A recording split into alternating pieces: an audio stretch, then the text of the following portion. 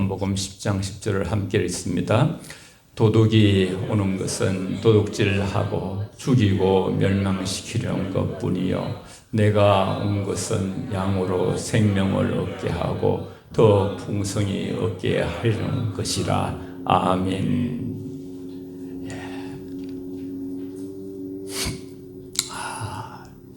참 예수님이 오신 목적이, 내가 온 것은 저와 여러분 다 양이에요.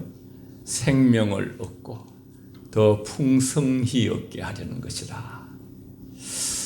오랜만에 산상수훈 팔복을 하면서 확신이 생기는 거예요. 성령의 확신이. 하나님이 계속 엎드리면 제 마음속에 주는 것이, 성도들이 마음의 심령의 성전을 이루어라. 너도 마찬가지고 이 마지막 말세 지말을 살아가는 우리가 성령의 전, 하나님을 모시는 성령의 전이 되어야 하느니라. 정말 한 주간 씨름하면서 준비했는데 최선을 다해서 여러분이 하나님 말씀을 받아들이면서 이 말씀을 통해서 우리가 생명을 풍성케 하러 오신 주님의 뜻을 읽을 수 있길 바라고요. 오늘 첫 번째는 심령이 가난한 복이 있나니 천국이 그들의 것이며, 오늘 두 번째, 애통하는 자는 복이 있나니 그들의 위로를 받을 것이요. 예수님이 그토록 주고 싶은 하나님의 나라, 그 심령, 그것이 바로 팔복에 엑기스처럼 녹아 있어요. 원래 원어는 이렇게 되어 있어요.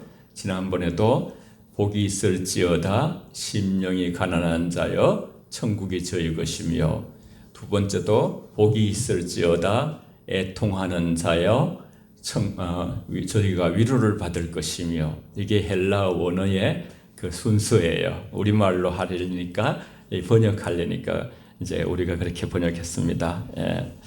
애통하는 자는 복이 있나니, 하나님의 은혜 없이는 살 수 없는 가난한 심령이 되면 그것이 가장 입문이에요. 하나님 나라의 가장 첫 단추가 우리가 와이셔츠 단추를 잘못 끼우면 새로 끼워야 되잖아요. 그 문이 열리면 둘째 문이 쉽게 열리는 거예요. 심령이 가난해야 하나님을 찾고 자신의 죄와 무능을 깨닫고 하나님 앞에서 애통하게 되는 것이죠. 하나님과 인간 사이를 갈라놓은 죄에 대해 깊이 애통하는 자를 말하며, 하나님과 인간 사이에 갈라놓은 죄에 대해서 슬퍼하고 철저히 회개해 나오는 애통, 하나님이 이런 애통이 있을 때에 감동하는 그런 자들 찾고 계시고, 다 이제 참 도시에서 생활하다 자녀들이 돌아오기도 했는데, 이 세상 속에서 세상은 이런 걸 가르치질 않아요. 오늘 이 핵심 가치를 마음 깊이 새기고요. 우리가 애통은 헬라어로 펜테오라 그랬어요.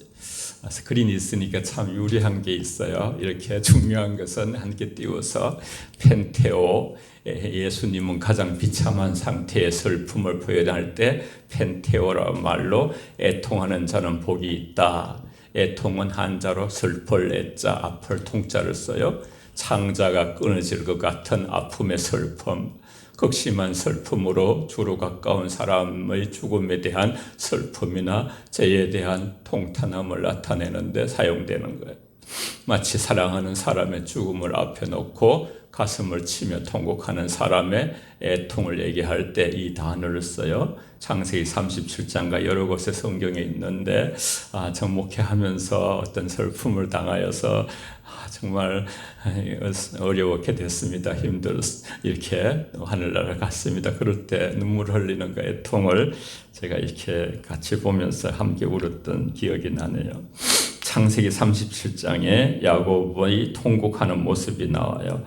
야곱이 자신이 사랑했던 요셉이 죽었다는 소식을 듣고 아들들에게 듣지요. 아들들이 피 묻은, 이렇게 아버지한테 거짓말하지요. 요셉 옷에다가 자신이 이렇게 사랑해서 너무 채색 옷 피주고 이렇게 너무너무 사랑한 자가 바로 이제 요셉이었는데, 막 짐승이 와서 이렇게 죽여서 그 겉옷에 피를 그런 이제 짐승을 잡아가지고 피를 묻혀가지고 갖다 줬는데 아버지는 요셉이 죽은 줄 알게 되는 것이죠. 예.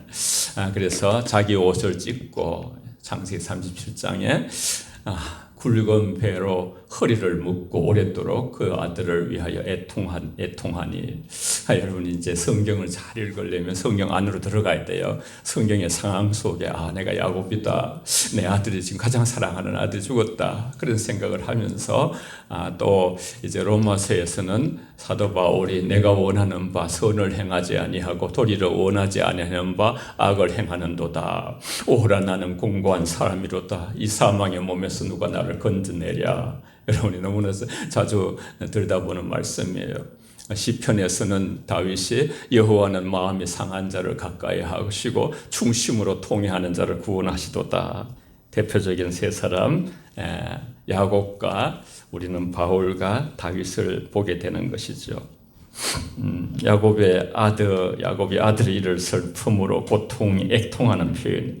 야곱은 12아들 가운데 라헬이 낳은 자기가 사랑했던 아내 라헬, 그 낳은 가장 사랑하는 아들 요셉이 죽었다는 소식. 야곱은 옷을 갈기갈기 찢고 허리에 굵은 배를 두르고 땅을 치면서 식음을 전폐하고 날마다 통곡을 했어요. 이렇게 통곡하는 모습이 바로 주께서 사용하신 애통이라는 단어예요. 마음이 가난한 사람만이 심령의 가난한 영적 깊이로 들어가는 첫 단추를 통과하여서 애통하는 자가 될 수 있는 우리의 심령, 이 하나님의 세계는 전부 이렇게 질서 있게 돼 있어요. 하나님 앞에 진정으로 가난해진다면 우리는 자연스럽게 자신에 대하여, 자신의 삶에 대하여, 그리고 세상에 대하여 애통하게 돼. 세상은 이런 걸 가르치질 않아요. 하나님 앞에서 항상 코람 데오 하나님, 코람 앞에, 하나님 앞에 우리가 직면하여 서는 거예요. 그러면 우리는 하나님 말씀의 진리가 얼마나 귀한 것인 걸 우리는 깨닫게 돼요. 우리의 심령이 하나님 앞에 철저히 비워질수록 애통함이 따르는 것이죠. 참 신앙은 하나님 앞에 심령이 가난해지고 애통하는 것이 신앙이죠. 신앙의 길이라는 것이 가난해져 가는 것이 길이지요. 우리가 뭐 좀 잘 됐다고 힘 부리고 그런 것들은 성경에 없지요. 영적인 애통, 믿음의 애통을 말해요. 영적인 애통은 영적인 눈이 뜨짐으로써 인하여 겪게 되는 슬픔에 대한 애통이에요. 육적인 자아의 죽음이, 거기에 터지는 슬픔과 비통함과 애통함. 우리는 오직 나를 만드신 하나님의 영, 성령으로 인하여 성령이 우리에게 오셔야 나를 보게 되는 것, 진실한 나를 보게 되고, 성령이 역사하니까 보기는 엄청난, 지난주에 했습니다마는 라우디가 교회는 정말 빛과 번쩍하고 막 너무너무 화려하고, 그래서 우리 사람들이 막 거기 다니는 교회 성도들이 막 우리는 부유하다, 막 부자라 막 이렇게 했는데, 그 실상 뚜껑을 딱 열고 나니까 예수님께서 너희는 가련함과 비참함을 보라. 안약을 발라서 너희 눈을 뜨게 하라. 너희는 정말 가난하고 형편없는 존재다. 실상이 중요해요. 실상이에요. 예수님을 믿고 구원받는 순간 우리 영적 눈이 뜨짐으로써 죄는 우리의 원수라는 것을 알게 되죠. 자기의 자아를 십자가에 못 박는 바울의 애통이 이해가 되어지죠. 그는 외쳤죠. 괴로워했죠. 나는 얼마나 비참한 사람인가. 이 죽음의 몸에서 나를 우리 실존이라는 것이 로마서 3장 23절 모든 사람이 죄를 범하여 6장 23절 죄의 삭선 사망이요. 히브리서 9장 27절 한 번 죽는 것은 정하니 친히 죽음 다음에 심판이, 죄와 사망과 심판의 실존, 그 실존을 부여안고 사도 바울이 외치는 거야. 이 비참한 인간의 존재, 누가 이 죽음에서 나를 건져내겠는가. 비탄에 빠져 가슴치는 애통으로 바울은 사망의 몸에서 건짐받아야 될 비참한 사람의 고백을 탄식으로, 죄에 대한 애통으로, 나는 비참한 사람입니다. 육신을 입고 살아가는 삶 얼마나 비참한지, 마음으로는 하나님의 법을 섬기고 싶은데 육신으로 자꾸 죄의 법으로 끌려가는 자신의 모습을 보고서 오호라 나는 공고한 자로다. 이 사망의 몸에서 누가 나를 건져내랴. 하나님의 사람 다윗은 아비멜렉 앞에서 미친 체 하다가 쫓겨난 후에 이제 하나님 앞에서 통해 심령하면서 자신이 먼지보다도 못하는 보잘것없는 존재임을 고백하면서 감사하면서 시를 써서 여호와여, 여호와는 마음이 상한 자를 가까이 하시고 충심으로 통회하는 자를 구원하시리로다. 하나님 구하시는 제사는 상한 심령이라. 상하고 통회하는 마음을 주께서 멸시하지 아니하시리라. 다윗은 자기가 하나님 앞에 가져야 되는 마음으로 상하고 통회한 심령이라는 것을 깨닫게 되면 하늘에 눈이 뜬 거죠. 영적인 안목이 열린 것이죠. 애통이라는 것을 알게 되었죠. 어떤 자가 복이 있는가? 성경은 하나님의 마음으로 자기를 보고 하나님의 마음으로 세상을 보고 내가 아파하는 것보다 더 아파하신 하나님의 눈물을 볼 수 있는 자, 애통을 가진 자, 애통하는 마음을 가진 자, 하나님 앞에서 자기의 죄와 죄성을 보고 절망할 수 있는 자, 거기서 나는 정말 낙심하면서 오라 나는 공고한 자로다 외치면서 하나님을 붙드는 자, 아버지밖에 주밖에는 나를 살릴 길이 없습니다. 주여 나를 새롭게 하시고 하나님 전지하시고 전능하시오니 무소부재하시오니 언제든지 죽은 자도 살리시고 소경의 눈도 뜨게 하시는 하나님의 손길을 바라면서 가난한 심령으로 주 앞에 나가는 것이죠.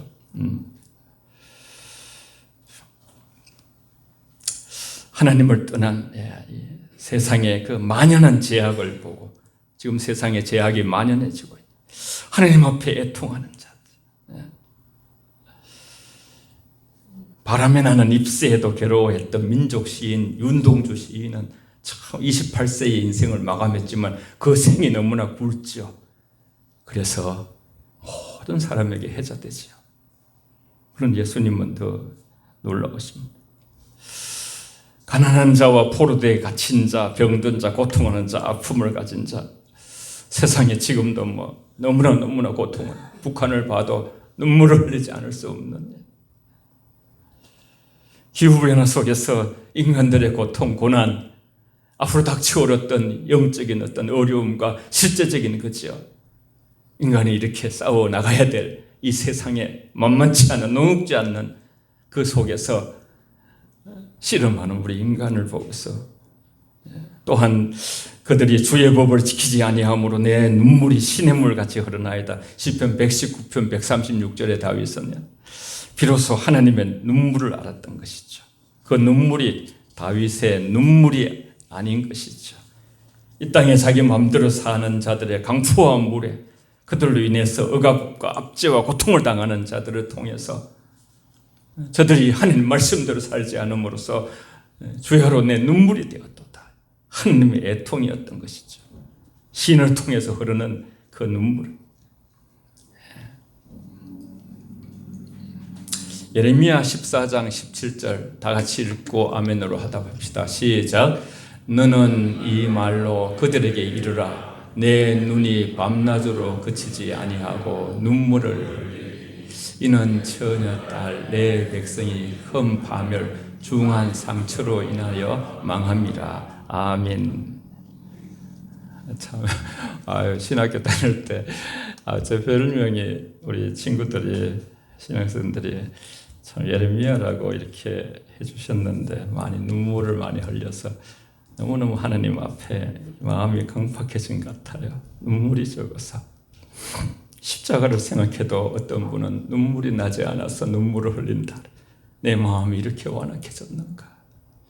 세상의 아픔들을 보면서 죽어가는 고통스러운 자들을 보면서 북한을 보면서 눈물이 나지 않는 인간의 이 타락하고 강팍한 마음 때문에 눈물을 흘리는 자. 너는 이 말로 그들에게 이르라. 내 눈이 밤낮으로 그치지 아니하고 눈물을 흘리니 이는 처녀딸 내 백성이 큰 파멸 중에 상처로 인하여 망함이니라. 이 땅의 그리스도인들이 이 애통하는 눈물을 가질 수 있도록 기도하라. 부족한 종을 위해서도 다시 눈물이 회복될 수 있도록 밤낮으로 눈물을 흘리신 하나님, 눈물의 선지자 예레미야는 하나님과 함께 눈물을 흘리고 예레미야 눈물은 하나님의 눈물인 것이죠. 눈물의 선지자 예레미야는 하나님과 마음이 통하고 있는 거죠. 영통하면 모든 것이 통한다 했잖아요. 하나님이 우신다는 놀라운 사실이죠. 죄를 죽도록 미워하고 싫어하고 택한 백성이 그렇게 죄로 향할 때 고집스러운 만큼 마음으로 하나님을 이렇게 하나님이 붙들어 주려고 하는데 하나님을 떠나는 그 백성들을 보면서 하나님 눈물을 흘리시는 거죠. 이스라엘 역사, 구약의 역사, 눈물의 역사예요. 눈물의 역사. 계속 짐승을 잡아서 죄를 사하는 역사.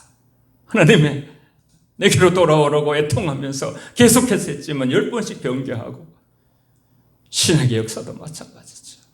눈물의 역사, 인간의 역사라는 하나님의 눈물의 역사. 아들을 십자가에 내어주기까지 얼마나 인간의 죄악이 관영하고 컸으면 하나님이 아들을 친히 내려 십자가에 그 다 우리의 죄를 위해서 내어주셔야 인간이 정신이 번쩍 드는지. 하나님은 거룩하니 너희도 거룩하라 하시고, 내가 온전해 너희도 온전하라 하시고, 그들이 죄를 짓고 거룩함을 버릴 때 하나님은 마음을 찢고 우시는 것이죠. 하나님의 눈물은 거기에서 하나님의 애통에서 온 인류의 진정한 위로 십자가까지 나아가는 것이죠.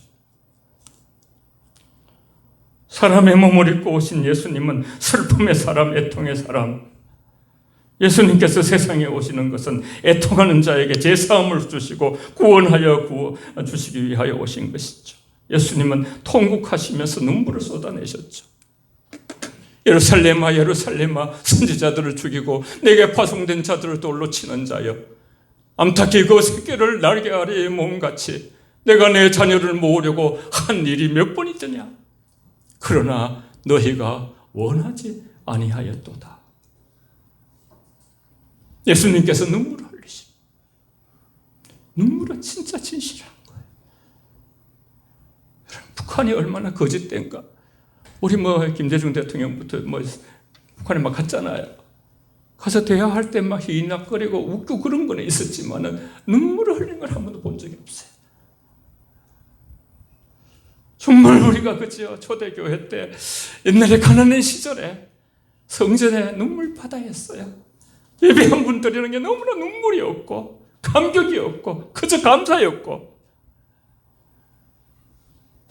하나님의 나라는 그죠? 너무나 눈물과 기쁨과 기쁨이 넘치고 눈물이 넘치고 눈물 바닥에 눈물이 떨어지고, 그런 마음이 될 때에 하늘까지 올라가고 그런 것이 있는데, 우리 마음이 많이 처건재심이 사라지고 내 탓이다 이러지 아니하고 너 탓이다, 모든 탓을 다르게 돌리고, 어떤 사람은 하나님께 돌리고.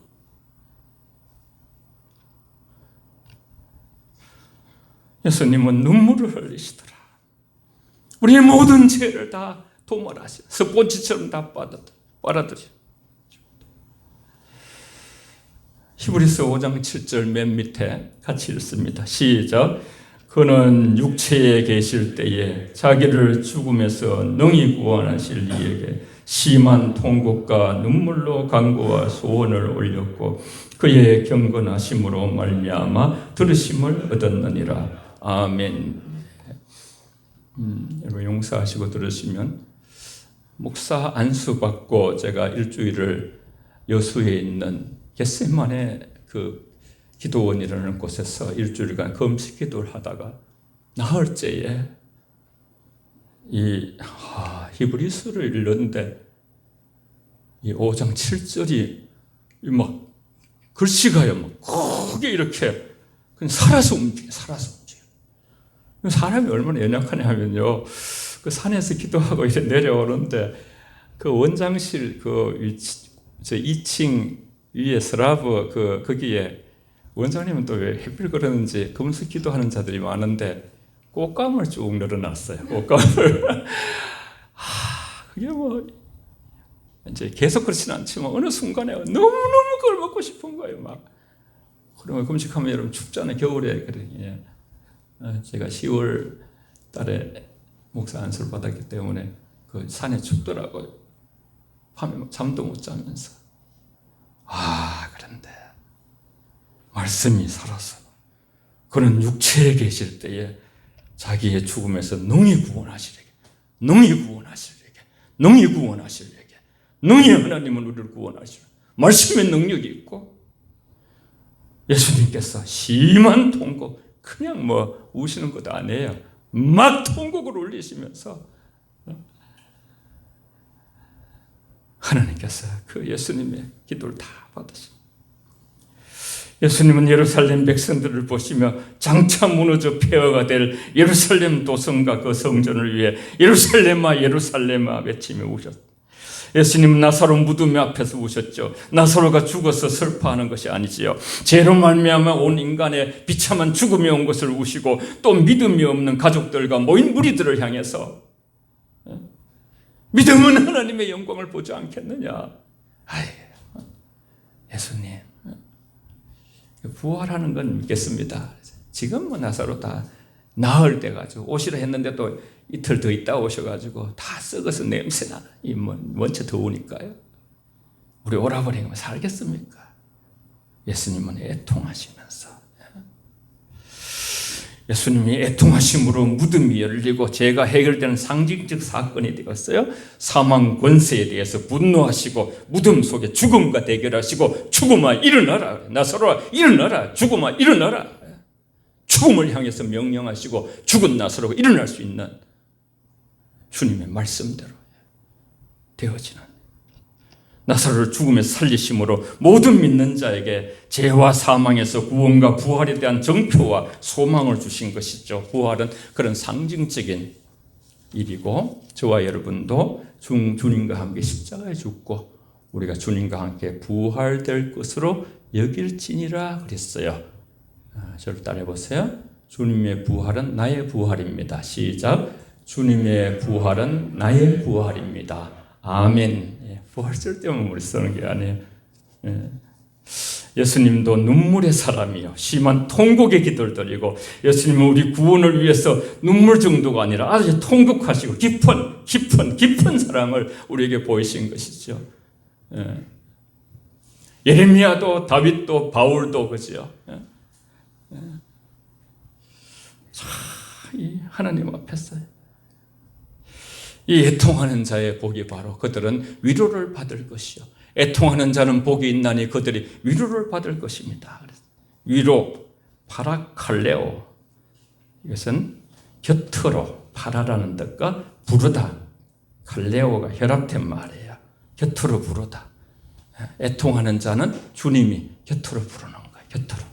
죄에 대해 슬퍼하고 애통하는 자에게 다가오셔서 따뜻한 위로와 사랑을 베푸시는 하나님의 모습을 표현하는 단어예요. 파라칼레오. 찬송하리로다. 그는 우리 주 예수 그리스도의 하나님이요 자비의 하나님이시요 모든 위로의 하나님이시다. 고린도서 후서 1절, 3절, 쭉 4절, 5절 쫙 위로의 하나님에 대해서 환란이 있어도 더 위로가 크다는 거예요. 채찍에 막 맞아가지고 그죠? 3번 40에 하나 감한 매를 맞고 태장으로 죽을 뻔하고 파선하고 그런 고통을 받은 사도 바울이지만 사도 바울 위에 하나님의 영이 그죠? 사도 바울을 붙들어주고 참된 위로는 위로부터 하나님으로 받는 위로예요. 어떤 인간이 극한 어려움을 당하고 가족 중에 나고 그러면 사람의 위로도 위로는 되지만은요.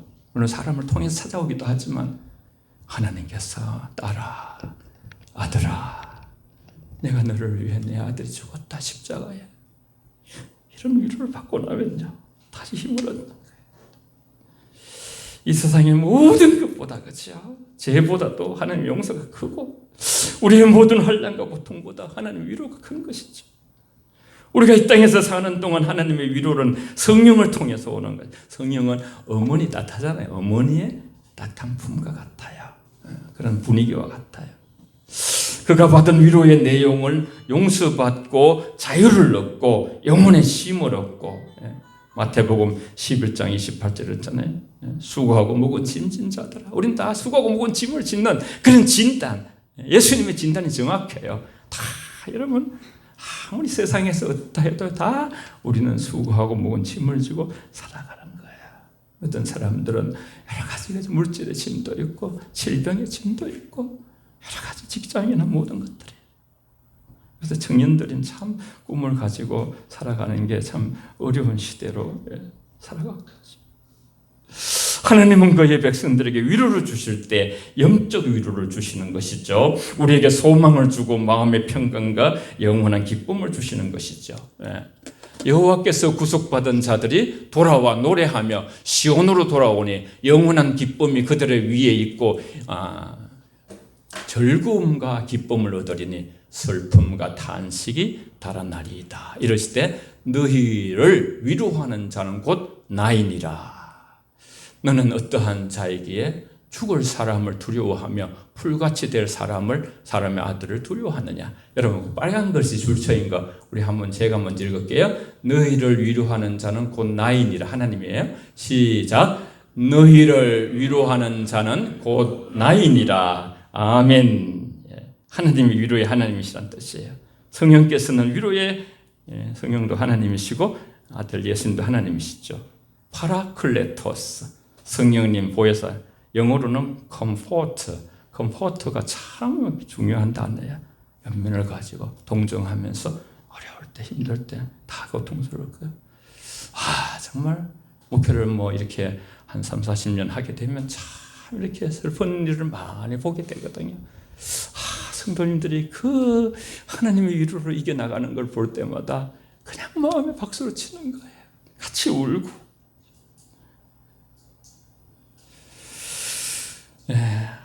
지금도 성령님은 위로하기 위해 우리 곁에 와 계셔요. 우리 안에도 계셔요. 내가 아버지께 구했으니 그가 다른 보혜사를 너희에게 주사 영원토록 너희와 함께 있으리라. 인류 역사상 가장 위대한 위로의 사건은 예수님이 이 땅에 오신 거예요. 인카네이션, 하나님이 우리에게 오신 거예요. 임마누엘 되어주신 거예요. 하나님 우리와 함께 계시다 그랬어요. 예수 건지, 모세라는 이름은 물에서 건지는, 예수님이라는 예수 뜻이 죄에서 건지는, 임마누엘 우리와 함께 계시다. 죄악에 억눌린 사람들에게 예수 그리스도가 오심으로 생명의 역사, 진리의 역사, 죄와 죽음과 심판의 실존에서 벗어나 자유케 되는 풍요한 역사가 이 땅에 일어나게 된 것이죠. 예수님은 죄로부터 구원하시기 위해 세상에 오시고, 그래서 우리가 예수를 믿으면 생명을 얻고 풍성케, 맨 처음에 우리 화면에서 풍성케 하러 오신 요한복음 10장 10절 그 뜻이 이루어지는 것이죠.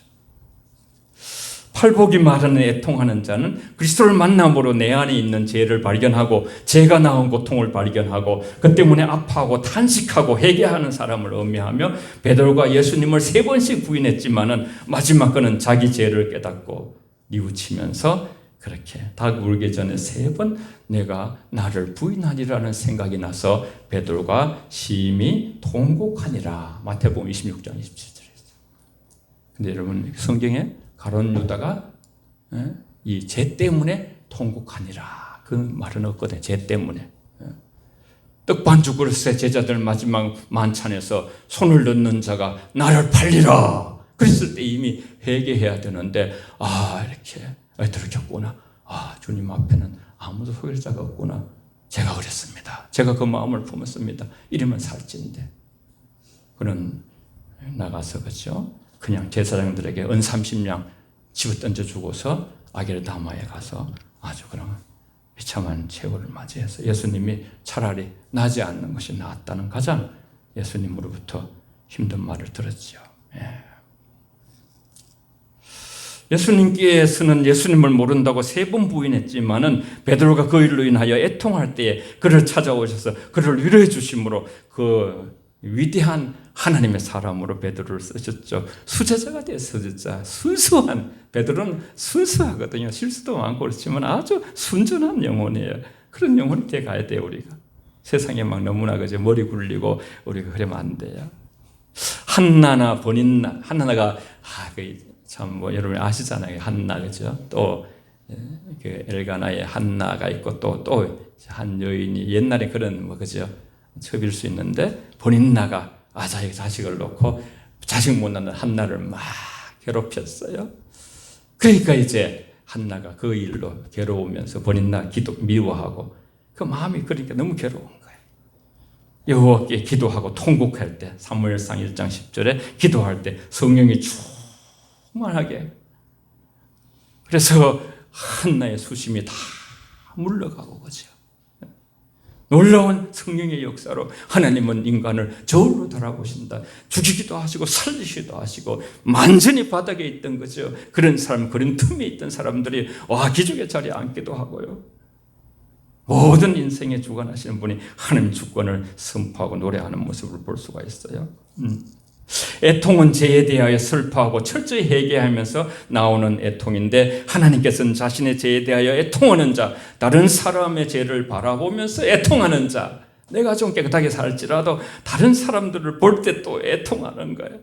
하나님 뜻대로 살지 못하는 자신의 무력함 때문에 애통하는 자, 자신의 연약함을 이기기 위해서 애통하는 자, 예수님 닮기 위해서 애통하는 자, 그런 자들에게 성령으로 힘을 주시고, 애통하는 자들은 근본이 바뀌는, 근본이.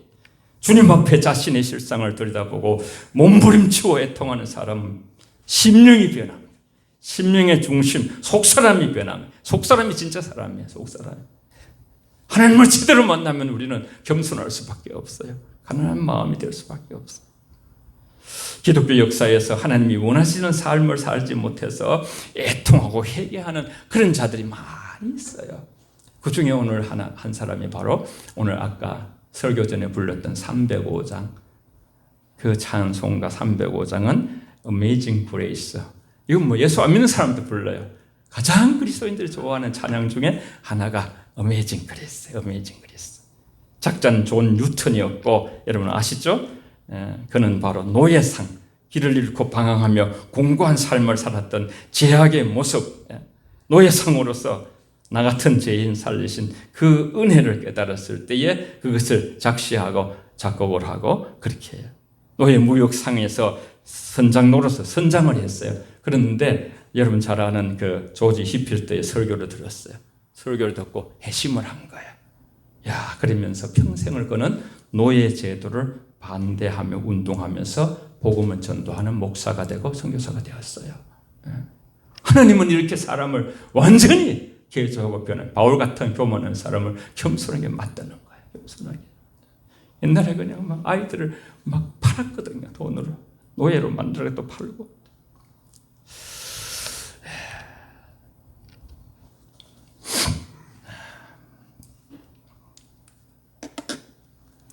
나 여호와가 말하노라. 물은 마음이 가난하고 심령에 통회하며 내 말을 듣고 떠는 자, 그 사람을 내가 돌보리라.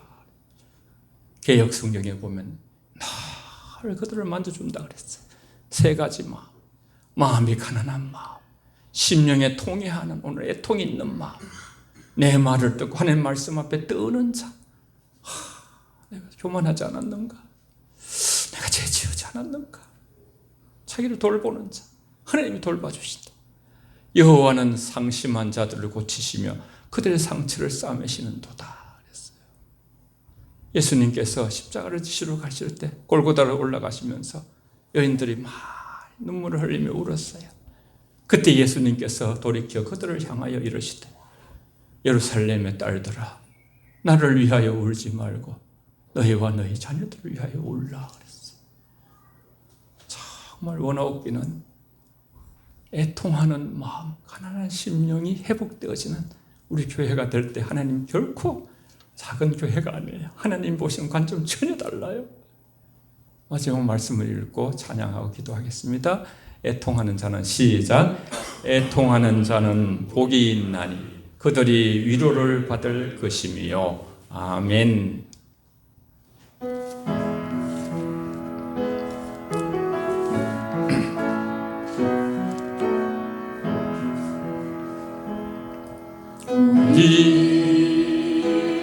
함께 기도해.